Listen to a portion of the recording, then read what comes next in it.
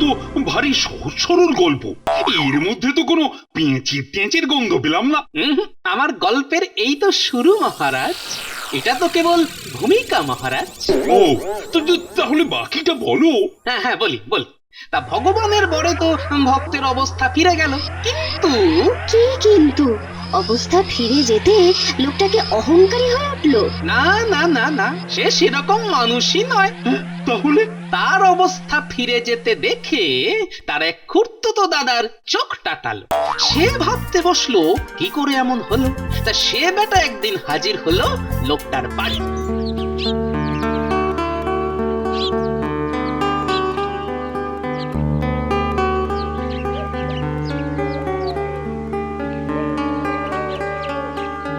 যাক, রান্না বান্না মোটামুটি শেষ, শুধু মাংসটা হয়ে গেলেই সব পাত করে খেতে বসে যাবো। তো না, কিন্তু মাংস হতে এখন আর ঢের সময় লাগবে। ততক্ষণ কি করব? তোরা একটু খেলাধুলা কর, ততক্ষণ আমি একটু চিড়িয়ে দিই। তোমার জিরিয়ে নেওয়া মানে তো তোমার নাক ডেকে ঘুমোনো। না না, এখন ঘুমোতে হবে না। তাহলে আমি কি করব তোরাই বলে দে। তুমি এখন আমাদের একটা গল্প বলো। তুই যে আমার থেকেও বড় শেয়ানা রে, বেশ কায়দা করে গল্পটা আমার ঘাড়ে চাপিয়ে দিলি। এবার গল্প বলো। গুলটে, পুচকে, তোরা এদিকে আয়। গোপাল দাদু গল্প বলবে, তাড়াতাড়ি আয়। শোন তবে। দিন তো গেল, সন্ধ্যা হলো, পার করো আমারে। কিসের পাপে মুটকিটাকে চড়িয়ে দিলে ঘাড়ে। দিন তো গেল, সন্ধ্যা হলো, পার করো আমারে। আরে সিপাই ভাই যে, বলো বলো, কোথায় যেতে হবে বলো। সোজা মহারাজের কাছে। চলো চলো চলো, এক্ষুনি হাজির হতে বলেছেন।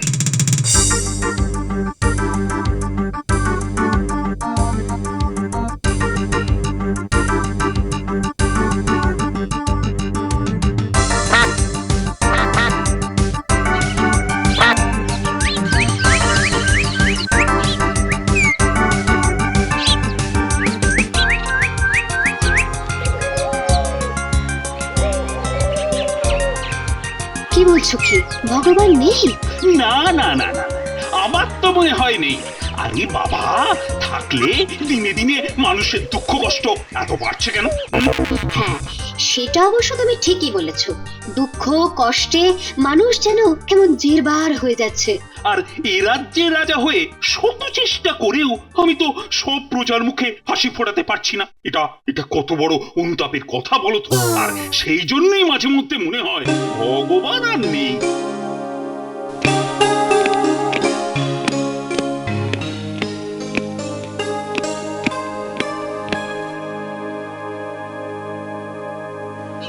আমায় ডেকেছেন মহারাজ? হ্যাঁ হ্যাঁ, এসো এসো। আস্তে আস্তে কানে এলো, আপনি যেন বলছিলেন ভগবান নেই। এই গোপাল, তা তোমার কি মনে হয় এই ভগবান আছেন? আছেন আছেন, শ্রী নারায়ণ চন্দ্র বৈকুণ্ঠে বসে মা লক্ষ্মীকে নিয়ে দিব্যি সুখে ঘর কন্যা করে যাচ্ছেন। তার মানে তিনি বিদ্যমান? অবশ্যই মহারাজ। তবে কি জানেন, ইদানিং তিনি ওই কানে তুলো গুজে রেখেছেন। কানে তুলো গুঁজে রেখেছেন কেন? ওই যাতে ওই মানুষের ডাকে তাকে আর সাড়া টাড়া দিতে না হয়। কেন কেন সাড়া দেবেন না কেন? ভক্তের ডাকে সাড়া দেওয়াই তো ভগবানের ধর্ম। তাহলে একটা একটা একটা গল্প বলি শুনুন মহারাজ।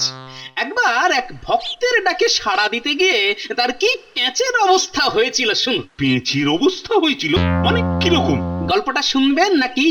আহ, তুমি হচ্ছ রসিক শ্রেষ্ঠ গোপাল ভাঁড়, তোমার গল্প কি আর না শুনে পারা যায়?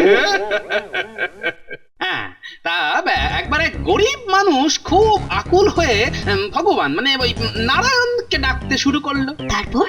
তা ভক্তের আকুল ডাকে বিগলিত আর বিচলিত হয়ে লক্ষ্মী ঠাকুরন নারায়ণকে বললেন, যাও না বাবু, একবার মর্তে শুনাই এসো না ভক্ত কি বলতে চায়। তা নারায়ণ কি করলেন? তা নারায়ণ ঠাকুর তো মা লক্ষ্মীর কথা ফেলতে না পেরে একদিন দেখা দিলেন।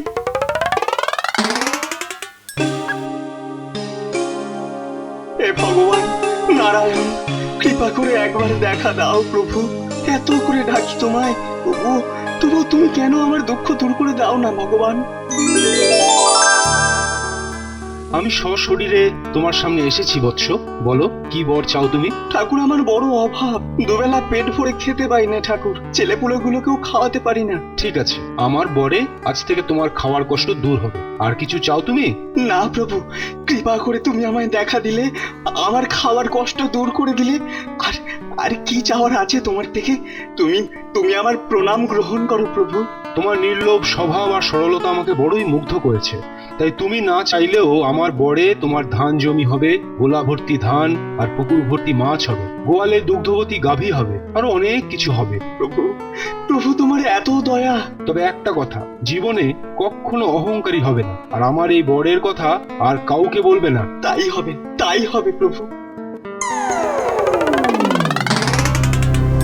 তবে এ তো ভারী সহজ সরল গল্প, এর মধ্যে তো কোনো পেঁচির গন্ধ পেলাম না।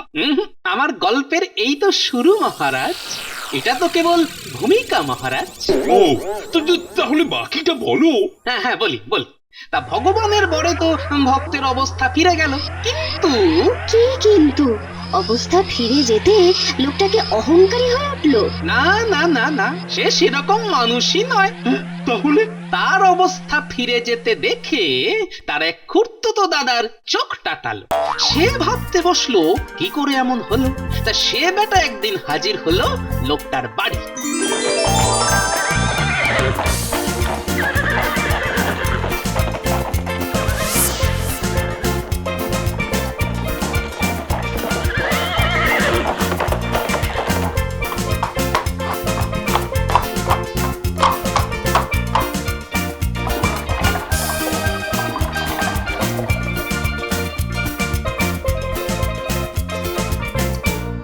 হ্যাঁ রে ভোদা, কেমন আছিস?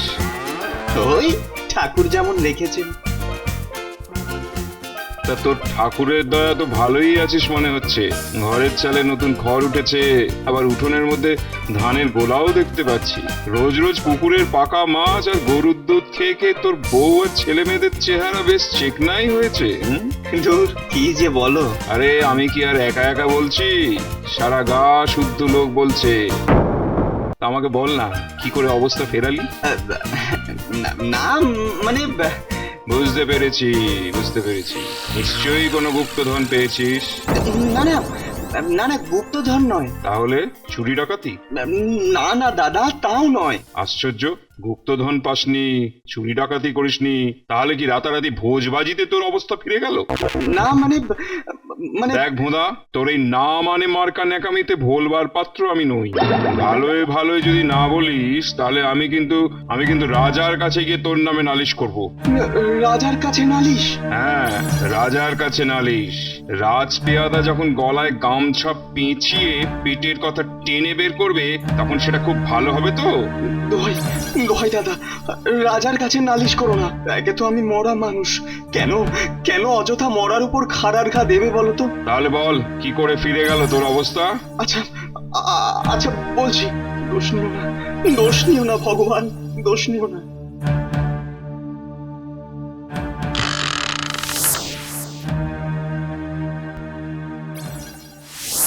ভগবানের নিষেধ সত্ত্বেও ওই ভক্ত সব বলেছিল। এছাড়া আর কি উপায় ছিল বলুন? ও, তারপর কি হলো? তার পরের দিন থেকে ওই খুড়তুতো দাদা ভগবানের পরম ভক্ত হয়ে উঠল। এমনিতে তার অবস্থা বেশ ভালোই ছিল, তবুও দুবেলা ভগবানের বিগ্রহের সামনে বসে হা ভগবান জো ভগবান করে যেতে লাগলো। তা ভগবান কি তাকে দেখা দিলেন? তা না দিয়ে তার উপায় বা কি ছিল বলুন? লোকটা যে ডেকে ডেকে লক্ষ্মী আর নারায়ণের কানের পুকা বের করে দিচ্ছিল। একদিন ভগবান তাকেও দেখা দিলেন।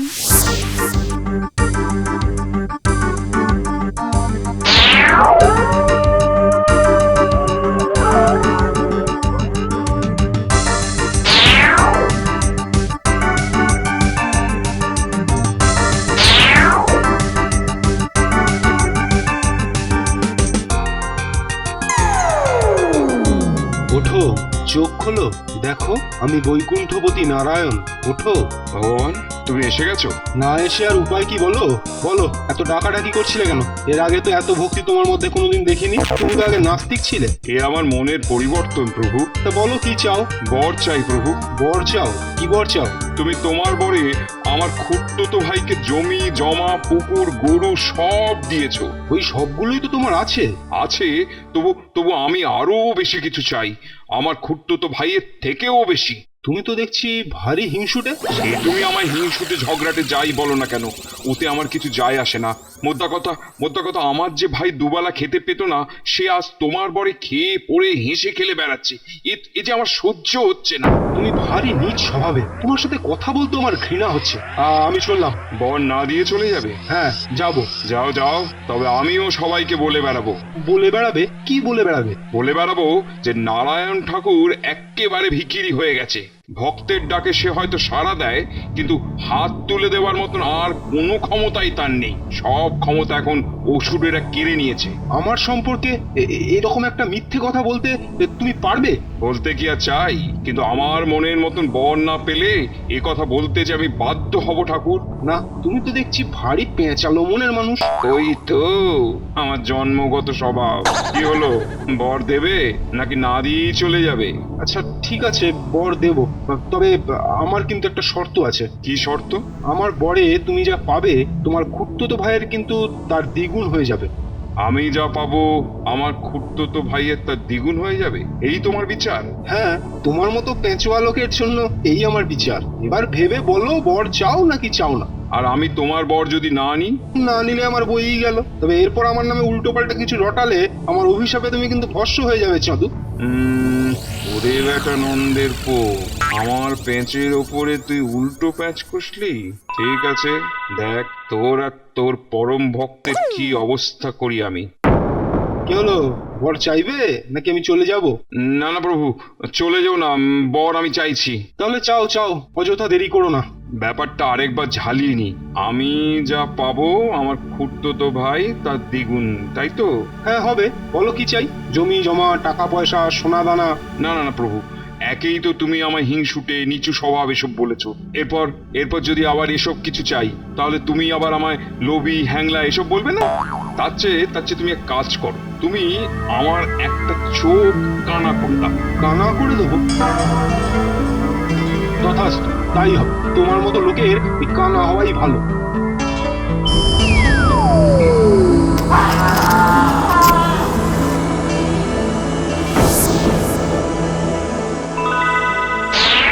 ওই পাজিটা না হয় কানা হলো, কিন্তু ভগবানের শর্ত অনুযায়ী ওই ভালো মানুষ লোকটারও তো। ঠিক ধরেছেন। সে তার দু চোখ হারিয়ে পুরোপুরি অন্ধ হয়ে গেল।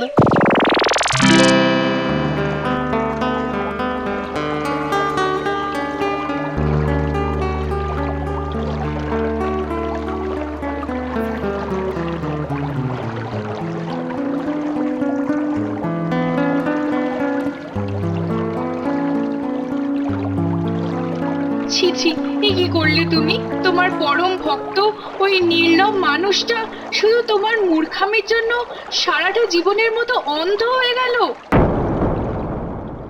এ কি করলে তুমি? তোমার পরম ভক্ত ওই নির্লভ মানুষটা শুধু তোমার মূর্খামির জন্য সারাটা জীবনের মতো অন্ধ হয়ে গেল। বিশ্বাস করো লক্ষ্মী, ওই ভণ্ডর চাতুরিটা আমি ঠিক ধরতে পারিনি। মানুষ হলো ওই ব্রহ্মার তৈরি শ্রেষ্ঠ জীব, সেই মানুষের মনের মধ্যে কিনা এত বিষ।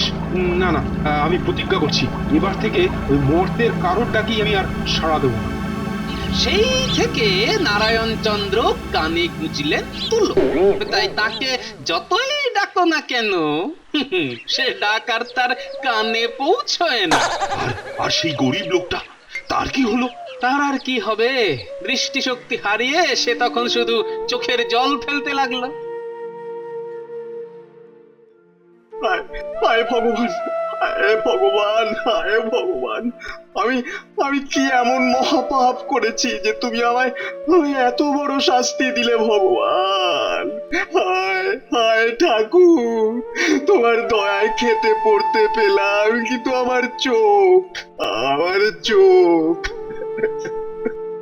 হায় হায় ভগবান, হায় ভগবান, হায় দেখো স্বামী দেখো, শুধু তোমার বুদ্ধির ভুলে আজ লোকটার কি অবস্থা দেখো। ভগবান, হায় ওর কান্নার শব্দে আমার বুকটা যে ফেটে যাচ্ছে। কি হলো শুনতে পাচ্ছো? কি হলো কি? ধাক্কা মারছো কেন? ওহ, তুমি তো আবার এখন কানে তুলে দিয়েছো, কিছুই তো কানে যাচ্ছে না তোমার। ঠিক আছে, আমাকে এই কিছু একটা করতে হবে।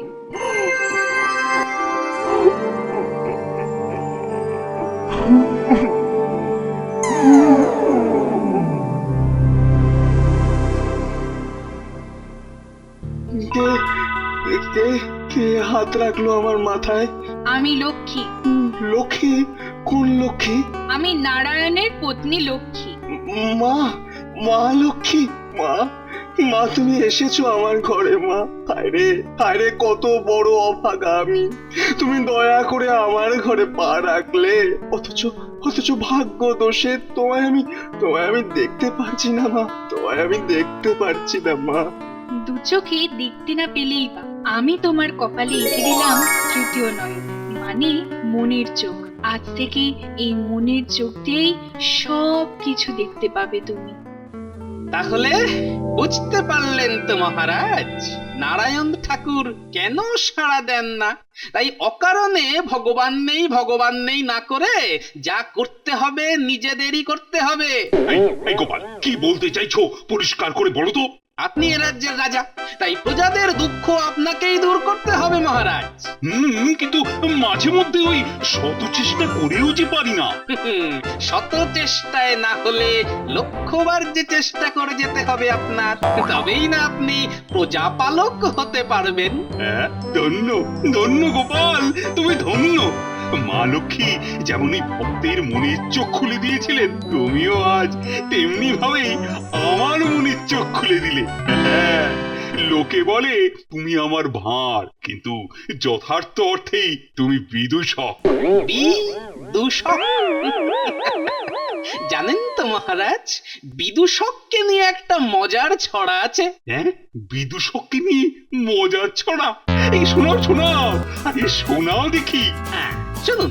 রাজার সাথে দিনরাত কাটে, নিত্য যোগাই তার মনটা, আশায় আশায় পেছন ধরিনু তিনি দেখালেন ঘন্টা। পুজোর সময় পেলাম না কিছু, মাথাটি হইল হেট, বিদূষক নাম কিনিলাম শুধু, ভরিল না পোড়া পেট। ঠিক আছে ঠিক আছে, যাতে যাতে তোমার পেট ভরে সেই ব্যবস্থা আমি করছি। ওই পশ্চিম পাড়ার 10 বিঘা ধান জমি আজ থেকে তোমার, কেমন? কি খুশি তো। এই মাংসটাও হয়ে গেছে মনে হচ্ছে, বুঝলি? দারুণ গন্ধ বেরিয়েছে। চল চল চল, এবার তাড়াতাড়ি খেয়ে নি সবাই মিলে। চল চল চল চল চল।